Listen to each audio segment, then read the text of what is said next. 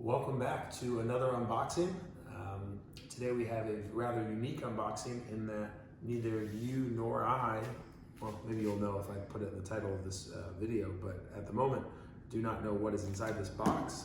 Rather unique, receiving two watches from the AD in consecutive days. They didn't want to ship them together in case the box was lost. So truly have no idea what's going to be inside this box. I know it's one of two watches, but which watch, I do not know. We will find out together. I'm very excited for this watch. I've been looking for it for a long time. I've been on the waiting list for a long time. Whoa, wait a minute. This is surprising. Well, looks like we have two watches in one box. That is not what they said they would do. Very interesting. Well, this video just got longer and the plot is, as they say, a little thicker. So, which do we open first? We'll go this one. They look the same. All right, well things escalated in a hurry here. All right, so, yeah, maybe we'll do it this way. Let's go, we'll go one, and maybe we'll do the other here. So far they look the same. So we got the current Rolex box. And oh, I've never seen one in person. Look at that guy. This is the white gold Pepsi with Meteorite dial. And oh wow, that is heavy duty, man. You spend your day wearing stainless steel watches and then take out the white gold piece. Kind of makes you think twice about wearing the stainless. You could zoom in on that dial. That is friggin' tremendous. So each dial is individual. So they, I don't know, there's a big long story about whatever Meteorite, and Rolex has some of the last pieces of it, and then they stop letting people harvest off of it. But each dial is unique, has its own little sliver of Meteorite. Some, dare I say, believe this watch is out of this world. Ha, zing.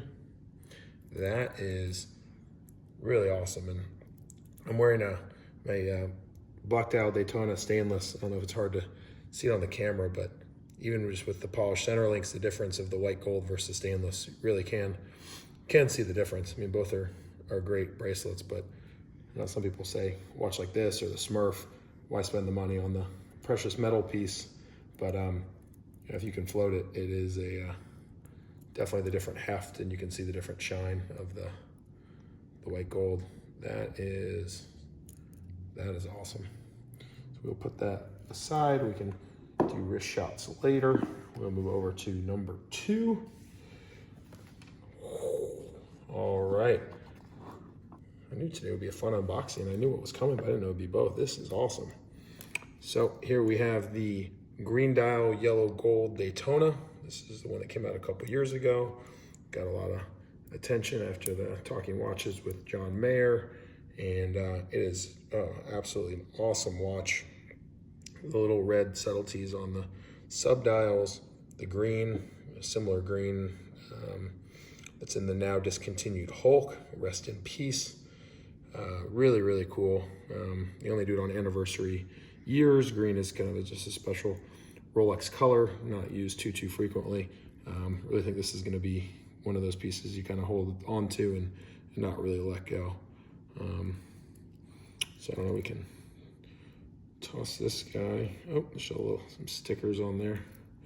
Hard to see. I don't know. It's kind of stupid side by side, I guess, but